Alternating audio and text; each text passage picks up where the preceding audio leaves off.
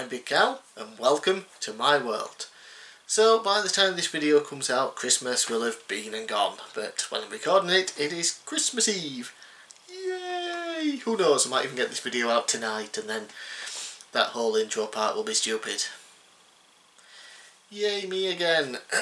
So yeah, before Christmas and before I do my what I got for Christmas video and my sort of end of year style video that I'm planning on doing, I wanted to get this video out and the next video out as well.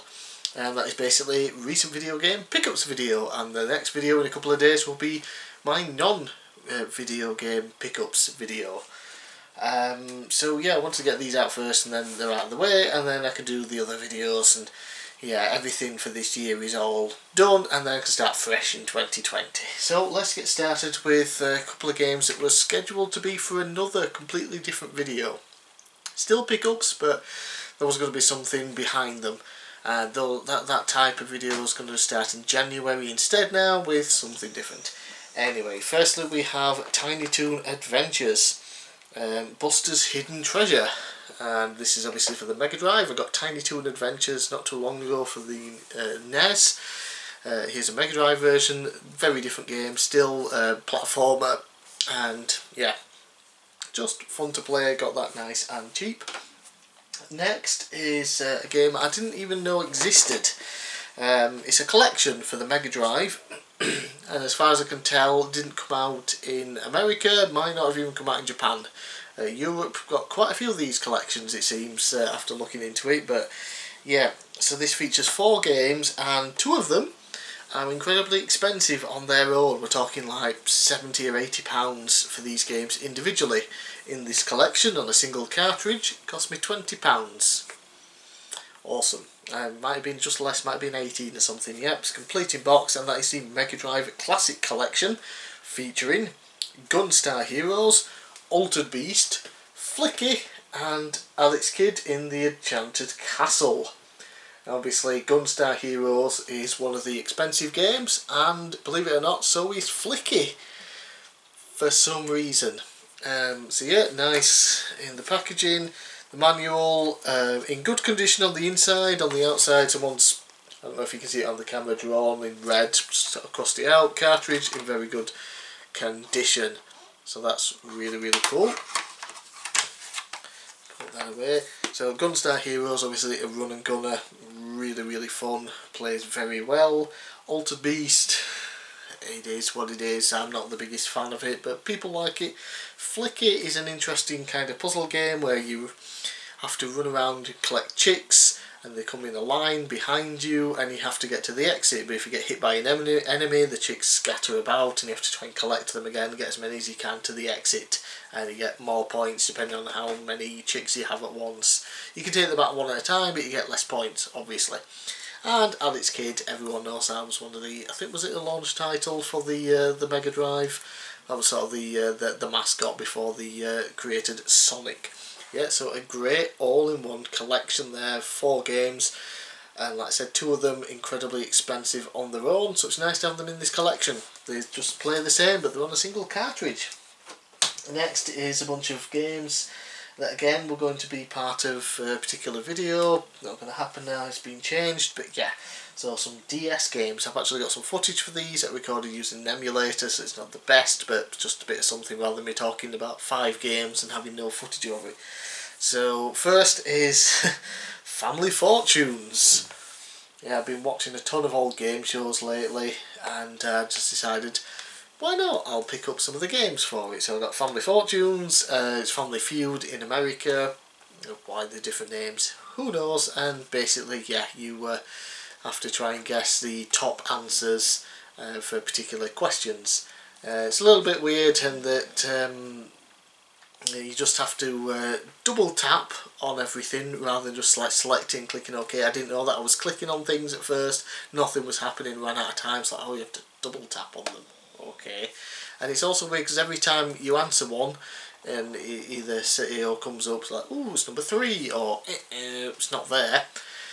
It then takes you back to the selection screen. It mixes up all the answers so they're not in the same order they were, and the answer that you've already given is still there. So sometimes, but it doesn't show you what you've already said or anything. So I get confused and sometimes pick the same answer twice and get penalty because, you know, it's either there or it was wrong. So that's a pain in the arse. But yeah, it's just Family Fortunes, nothing special to it, but it's kind of fun. And another one is Deal or No Deal. Yeah, there's zero strategy or anything. You just click boxes and hope for the best. It is pure luck based. But yeah, you can obviously take the money that the banker offers, and you also have to do little mini games. Literally just you know, the cup and ball thing. You just have to watch it moving around, click where you think it is, get 3 right, and the money that the banker offers increases. Yeah, but yeah, it was cheap. So there we go. Next is Star Wars: The Clone Wars Republic Heroes. So I got this for the Wii. That was in the previous video, even though I ordered the PSP version.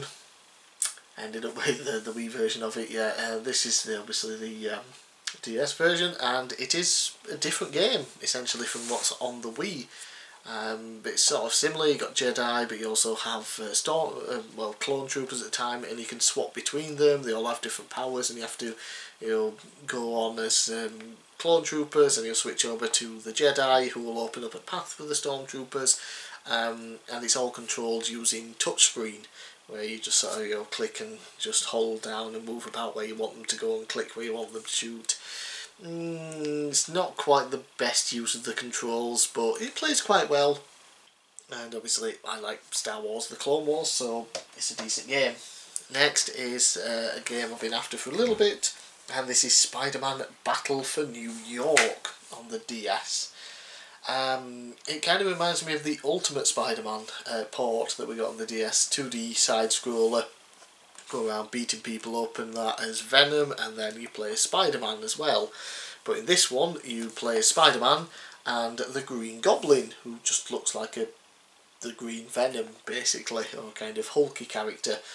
It's kind of fun. The first level you go around destroying part of a school as the Green Goblin, and then you have to fix all the damage as Spider-Man. Yeah, so you get to destroy things and then fix it again. That's fun.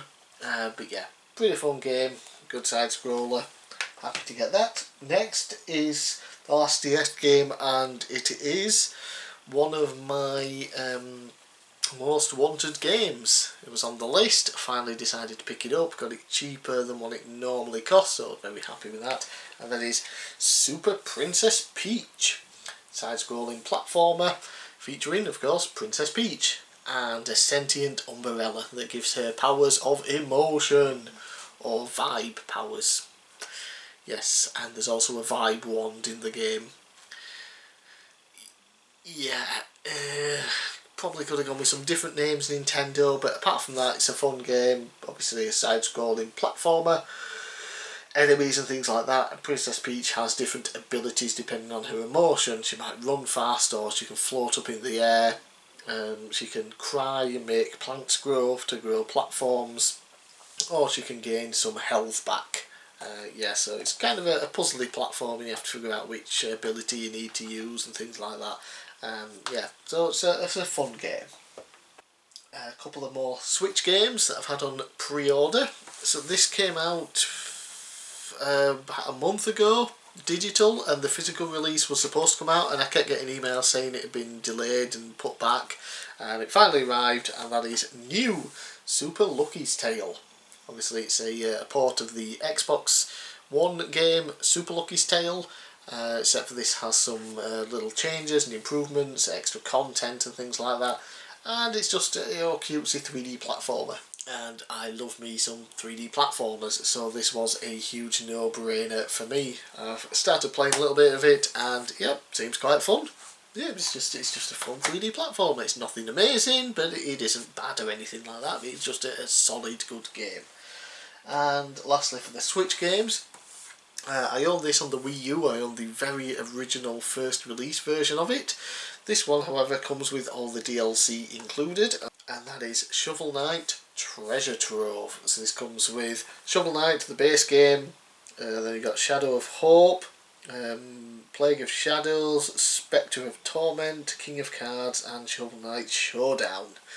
Yeah, that is a lot of content because they just kept releasing so much content for free, and it was great. So you had to download it, but all this fits on the cartridge. There was no download or anything to play any of the content when you first got it, so it's nice to be able to run it in here because I'm more likely to play it now on the Switch than to dig out my Wii U and play it on there. So I was very, very happy to get it nice and physical.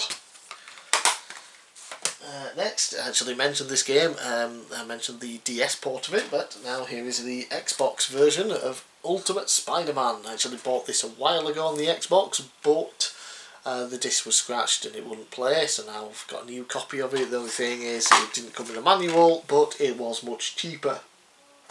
And obviously the whole premise behind this is you get to play as both Venom and Spider-Man, and you go around. It's, you know, kind of almost, I don't think it's quite a fully open world, but I think there is a lot of big open space. You go around and yeah, beat people up. It's kind of like an open world beat 'em up, really, set in the Spider-Man world. Can't wait to really dig into this, because before I'd only played the DS version, which is just a 2D side scroller. Lastly now, some PS4 games. Showed off the first one in this series in the last video, and I picked up Trails of Cold Steel 2, the Legend of Heroes series, the Relentless edition. So this is nice and awesome. Comes in a nice big box again, just like the other one. And I'm not usually a big fan of steelbooks, but wow, the steelbooks for this game are incredible. There's the character, one of the characters on there. Then the back just looks absolutely fantastic. Comes with full colour manual, and of course the game. You also have soundtrack, nice still and sealed in there. Right, let's put that, and let's see if I can open this now. There's also some like tarot cards, which is odd because I don't remember these being, you know, these coming into play in the game. There is a card game in the Legend of Heroes Trails of Cold Steel called Blade.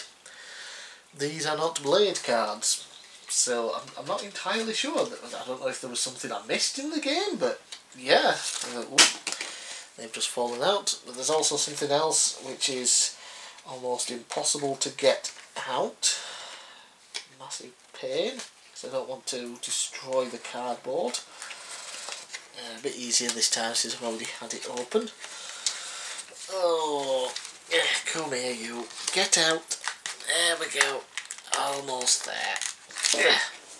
And it is a pin badge for the symbol for the sort of main villains of the entire Trails of the Legend of Heroes series. Obviously there's Legend of Heroes Trails in the Sky trilogy, which is one of my favourite series ever. And there were a bunch of other games, most of them never came out outside of Japan, which is a shame. And it is Ouroboros.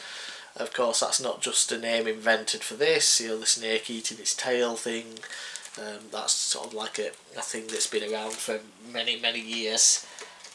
But yeah, that's the main evil society within this entire series that shows up. Oh.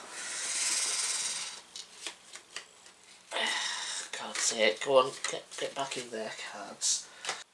Okay, so that is the special Relentless edition of Trails of Cold Steel 2, and I have already played through the first two games now.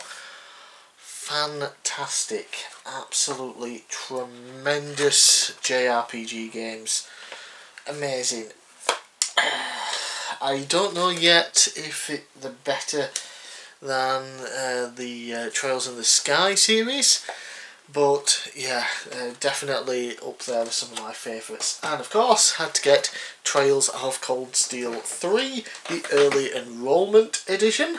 Sadly, this doesn't come in a nice big box or with a steel book or anything, but inside still comes, obviously the disc isn't there because I'm currently playing it, but you do get the soundtrack, and